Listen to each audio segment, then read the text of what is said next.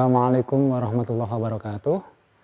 Ini alhamdulillah kita sudah penghujung dari semua materi-materi yang saya sampaikan. Ada 5 materi sebagaimana saya sebutkan di pertemuan pertama di awal. Nah, ini adalah materi kita yang terakhir, yaitu membahas atau berbicara tentang ulul albab atau orang yang berakal. Nah, kita sebenarnya bertanya-tanya siapa sebenarnya orang yang berakal itu? Ataukah setiap orang yang bisa berbicara, berpikir, bisa belajar, kemudian bisa melakukan sesuatu dengan apa yang dipikirkannya? Nah, apakah itu yang disebut sebagai orang yang berakal atau ulul albab? Nah, saya akan mencoba mengupas siapa orang yang berakal itu sebagaimana dari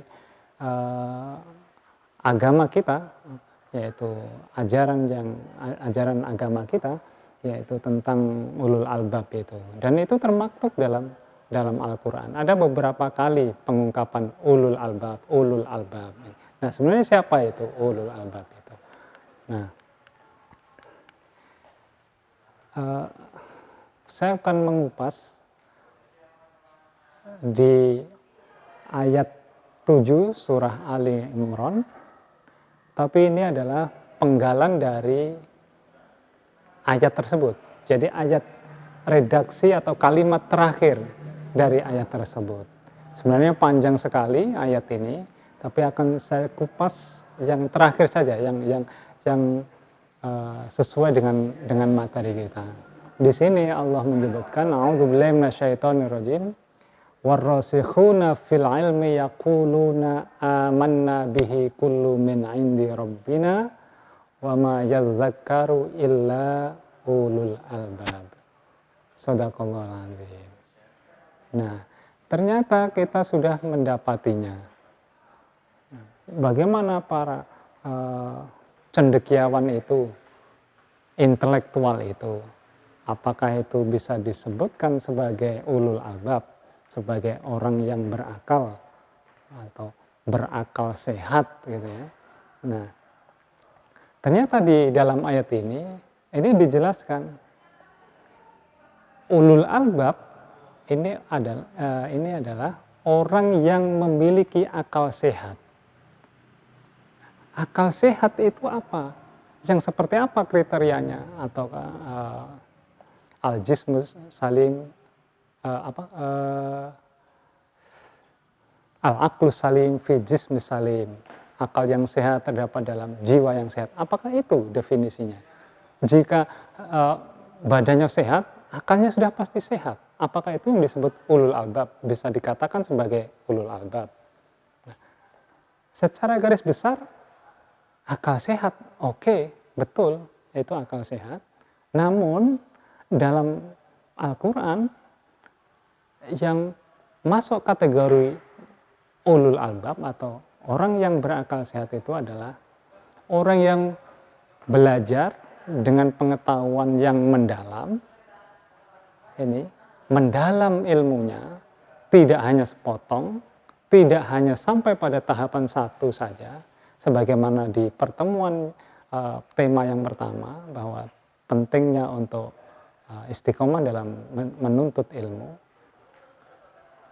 Tidak hanya sampai tahap pertama dia akan menjadi sombong. Tahap yang kedua dia akan tawadhu. Tahap yang ketiga baru menemukan hakikat dari pengetahuan itu. Nah, itulah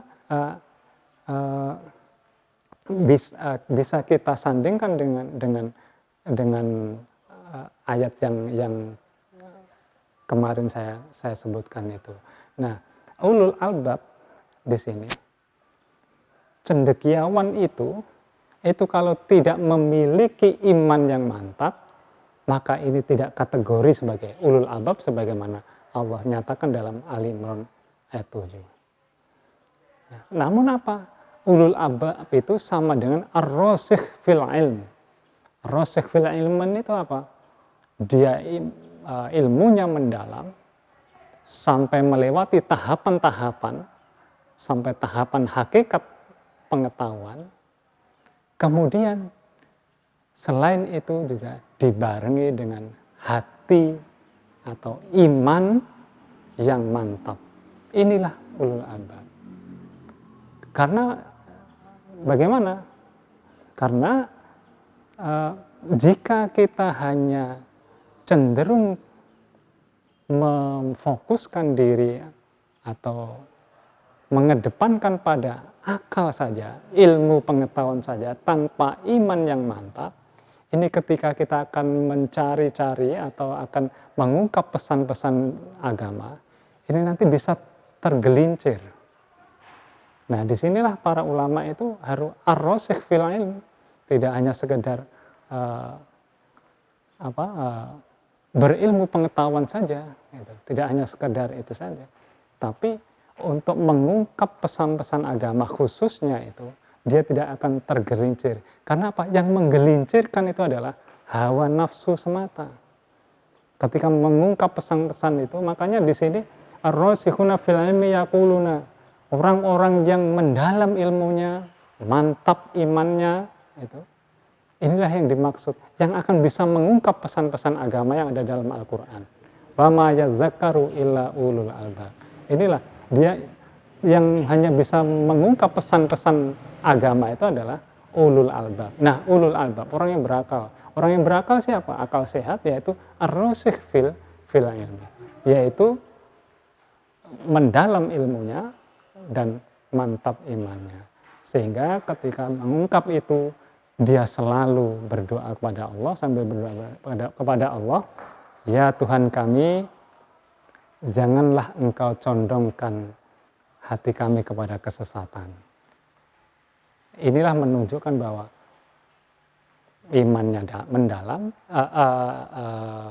ilmunya mendalam, imannya mantap. Tapi kalau imannya tidak mantap, dia bisa tergelincir kepada kesesatan, akan condong kepada kesesatan dalam hal mengkaji, meneliti pesan-pesan agama.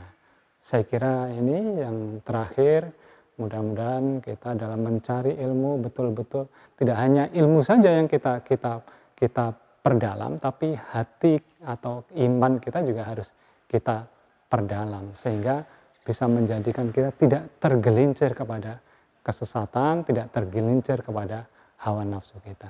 Saya kira ini cukup, mudah-mudahan bermanfaat apa yang saya sampaikan ini, dan yang terpenting semampu kita, coba kita aplikasikan dari materi ini. Billahi taufiq wal hidayah. Wassalamualaikum warahmatullahi wabarakatuh.